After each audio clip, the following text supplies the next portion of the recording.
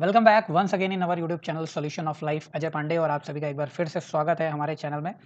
और हम लोगों का जो एनसीईआरटी 6 टू 12 रिवीजन चल रहा था, जिसमें हमने फिजिक्स को पूरी तरीके से कंप्लीट कर लिया है। आज से हम लोग केमिस्ट्री को स्टार्ट करेंगे और पहला चैप्टर है हमारा atomic structure and radio activity. तो ज़्यादा टाइम ना लेते हुए स्टार्ट करते हैं।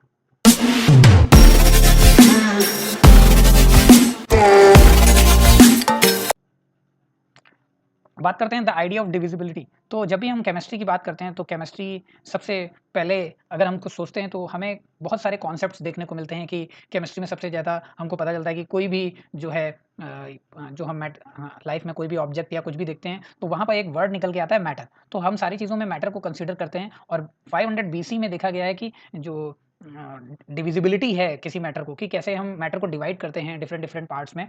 वैसे ही यहाँ पर हम बात करते हैं, इंडियन फिलोसफर थे महर्षि कनाद, जिन्होंने बात करी थी किसके बारे में, इनडिविजिबल पार्टिकल के बारे में, और जिसको क्या कहते थे, परमाणु कहते थे। तो ये महर्षि कनाद ने बहुत पहले ही बता दिया था कि जो मैटर्स होते हैं वो उनमें इनडिविजिबल पार्टिकल्स होते हैं जिनको हम परमाणु कहते हैं। और ऐसे ही ग्रीक फिलोसफर थे डेमोक्रिटस, जिन्होंने क्या कहा था, इनडिविजिबल पार्टिकल जो होता है एटम्स होता है। यहाँ पर एटॉमिक वर्ड जो होता है ये ग्रीक लैंग्वेज में है, जिसका मतलब होता है नॉन डिविजिबल। तो by the end of 18th century scientist had found out the difference between element and compound. तो जो एलिमेंट और कंपाउंड के बीच में जो डिफरेंस क्रिएट हुआ, ये किससे हुआ, इनडिविजिबल पार्टिकल्स की वजह से। तो सबसे पहले जो हम नाम सुनने में आता है that is a Dalton.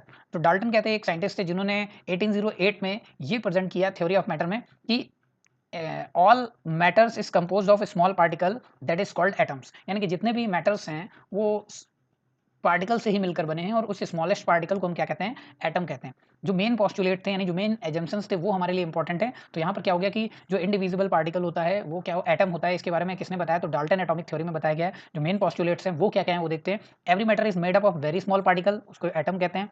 Atom are individual particle, neither be created nor be destroyed. यहीं से हमारा क्या आता है, कंजर्वेशन ऑफ मास का हम देखने को मिलता है, law of conservation of mass का कॉन्सेप्ट देखने को मिलता है। ना ही उसको हम क्रिएट कर सकते हैं और ना ही डिस्ट्रॉय कर सकते हैं। और atoms of given element are identical in mass as well as in chemical property. यानी कि किसी भी एलिमेंट में वो मास और प्रॉपर्टीज में सेम रहेंगे।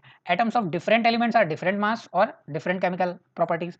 Atoms combine in the ratio of small whole numbers to form a compound. यानी कि होल नंबर्स में ही ये फॉर्म होते हैं। ऐसा नहीं है कि अगर इनका रेशियो कहीं होल नंबर्स के रेशियो में ही ये फॉर्म होते हैं। ऐसा नहीं कि इनका जो नंबरिंग रेशियो है वो डेसिमल में हो या अदर किसी पॉइंट में हो, तो होल नंबर्स में ही हमेशा वो कंपाउंड होते हैं, ठीक है ना, क्रिएट करते हैं। The relative numbers and kinds of atoms are constant in a given compound. तो जो रिलेटिव नंबर्स होते हैं और डिफरेंट डिफरेंट एटम्स में वो कांस्टेंट होते हैं, ठीक है ना। सब एटॉमिक पार्टिकल की बात करें तो in the starting of 20th century it was prove that through the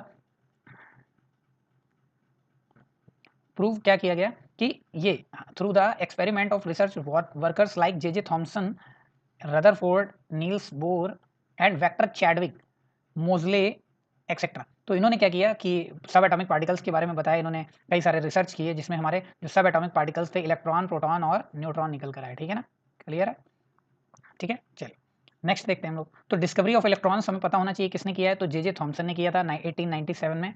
और क्या कैसे, when the pressure of a discharge tube maintain at high potential is reduce to 10⁻⁶ atmospheric pressure, a stream of negatively charge particle is originate. तो वो negatively जो charge particle था उसी को हम क्या कहते हैं, इलेक्ट्रॉन कहते हैं। द ओरिजिनेटेड रेज, उसमें से जो रेज निकली उसे कैथोड रेज कहते हैं। और ये these rays themselves are not visible but their behaviour can be observed with the fluorescent and phosphorescent materials.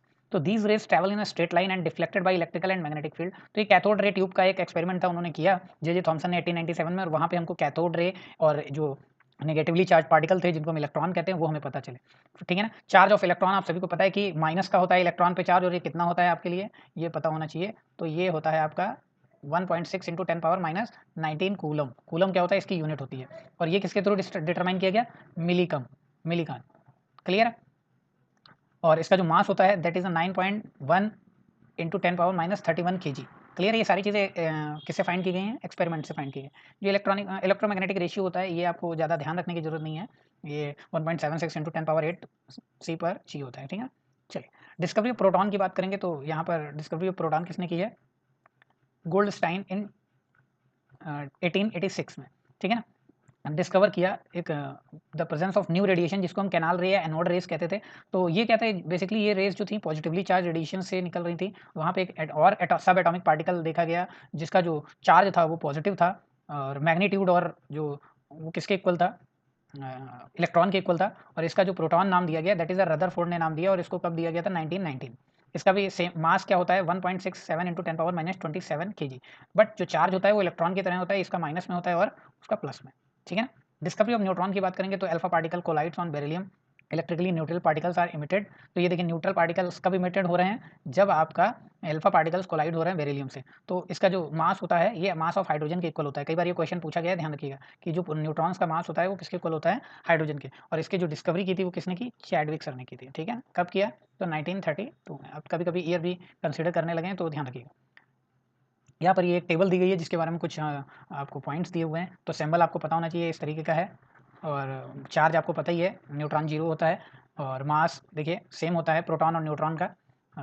Founder आपको मैंने बता ही दिया है, प्रेजेंस आउटसाइड द न्यूक्लियस, ये तो यहाँ पे जानते होंगे कि आप, ये इस तरीके से ये देखिए बाहर के आउटर ऑर्बिट में क्या रहते हैं, इलेक्ट्रॉन्स रहते हैं, और जो न्यूक्लियस होता है इसी में आपके न्यूट्रॉन और प्रोटॉन देखने को मिलते हैं। तो ये पॉजिटिव चार्ज वाला प्रोटॉन है और बाकी सारे आपके न्यूट्रॉन है। क्लियर है, चलिए फिर हम बात करते हैं कि कुछ अदर टेम्परेरी फंडामेंटल पार्टिकल्स होते हैं, उनकी बात कर लेते हैं। पॉजिट्रॉन, यहाँ पर देखिए पॉजिट्रॉन के बारे में दिया गया है, इसका चार्ज दिया है, इसका मास दिया है। फिर न्यूट्रिनोस होते हैं, इनका जो चार्ज होता है 0 होता है। एंटी प्रोटॉन, इनका देखिए चार्ज। तो ये इस तरीके से कुछ दिए हुए हैं, फोटोन, ग्रेविटॉन और loan charge, positively charge Mason, negatively charge Mason, ये कई सारे और पार्टिकल्स पाए गए हैं तो जो कि प्रेजेंट होते हैं एटम्स में, ठीक है ना। इनके फाउंडर्स के भी नेम दिए गए हैं। क्लियर है, चलिए हम बात करते हैं एटॉमिक मॉडल्स की। तो एटॉमिक मॉडल्स जो होते हैं, बहुत सारे एटॉमिक मॉडल हैं जो कि चार्ज पार्टिकल का डिस्ट्रीब्यूशन डिस्क्राइब करने के लिए होता है। तो यहाँ पर सबसे पहला जो हम मॉडल पढ़ते हैं that is a Thomson model. तो थॉम्सन एटॉमिक मॉडल में उन्होंने अपने एटॉमिक मॉडल को जो बताया गया था कि एक वाटरमेलन की तरह बताया गया, जिसमें जो आपका वाटरमेलन की तरह होता है, इसको कंसीडर किया गया कि स्फीयर जिसमें पॉजिटिवली चार्ज पार्टिकल्स जो होते हैं पूरी तरीके से डिस्ट्रीब्यूटेड होते हैं चारों तरफ, यानी जो रेड पार्ट की तरह हैं, और जो निगेटिवली चार्ज हैं वो सीड की तरह उसमें एम्बेडेड होते हैं। तो ये इन्होंने बताया। तो mass of atom is assume to be uniformly distributed through the atom. तो थॉम्सन मॉडल क्या था, जिसमें बताया गया कि जो चार्ज होता है पूरी तरीके से यूनिफॉर्मली डिस्ट्रीब्यूटेड होता है। फिर हम बात करते हैं लिमिटेशन की। तो it could not explain the stability of atom. तो वो स्टेबिलिटी को डिफाइन नहीं कर पाया, जिसकी वजह से उनका जो मॉडल था वो सक्सेस नहीं हो पाया।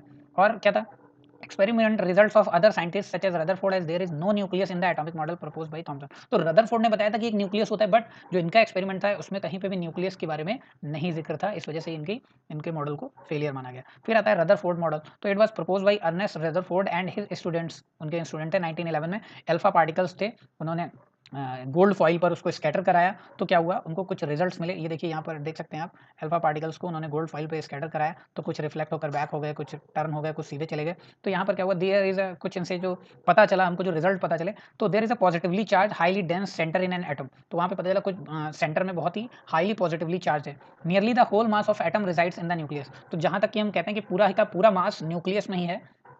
Electrons revolve around the nucleus with very high speed in circular path is called orbits. Electron वहाँ पे रिवॉल्व होते रहते हैं उसके चारों तरफ, उसको हम ऑर्बिट कहते हैं। Electrons and nucleus are held together by electrostatic force, ये बहुत इंपॉर्टेंट है, कई बार पूछा गया है। तो the size of nucleus is very small as compare to the size of atom. तो न्यूक्लियस का जो साइज होता है एटम के कंपेरिजन में वो बहुत ही कम होता है। फिर हम बात करते हैं लिमिटेशंस की। तो लिमिटेशंस क्या थी रदरफोर्ड मॉडल की, ये स्टेबिलिटी को ये भी डिफाइन नहीं कर पाए, थॉमसन भी नहीं कर पाए और ये भी नहीं कर पाए। तो when the charge electron are moving under the attracting force of positively charge nucleus, clear है, the charge particles will radiate energy during acceleration. इन्होंने बताया कि जो चार्ज पार्टिकल है वो एनर्जी रेडिएट करते हैं जब वो एक्सेलेरेशन करते हैं।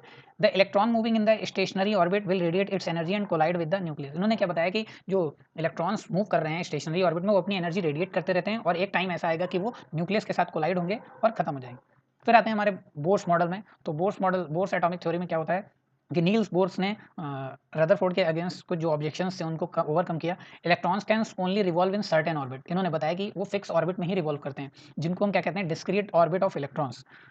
When electrons revolve in this discrete orbit energy is not radiated. Rutherford ने क्या कहा था कि एनर्जी रेडिएट होती है, बट इन्होंने कहा कि एनर्जी रेडिएट नहीं होती, और इसी को हम क्या कहते हैं, एनर्जी लेवल्स।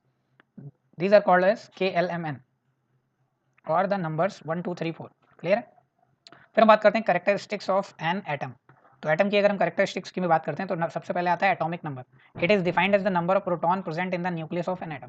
तो देखिए जब भी हम किसी एलिमेंट को रिप्रेजेंट करते हैं, सपोज जैसे हाइड्रोजन, तो यहाँ पर नीचे एक नंबर लिखते हैं और एक यहाँ पर ऊपर लिखते हैं। तो ये जो ऊपर का नंबर रहता है ये होता है हमारा मास नंबर, या एटॉमिक मास भी कहते हैं इसको। क्लियर है। और जो ये नीचे का नंबर रहता है ये एटॉमिक नंबर रहता है। तो वही हम लोग देख रहे हैं एटॉमिक नंबर।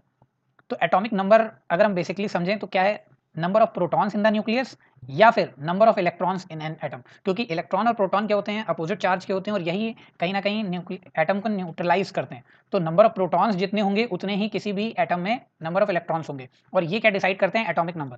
फिर हम बात करते हैं मास नंबर की। तो मास नंबर क्या होता है, the number of protons and neutrons, यानी कि दोनों के नंबर्स को मिला के ही हम क्या कहते हैं, मास नंबर कहते हैं। क्लियर है?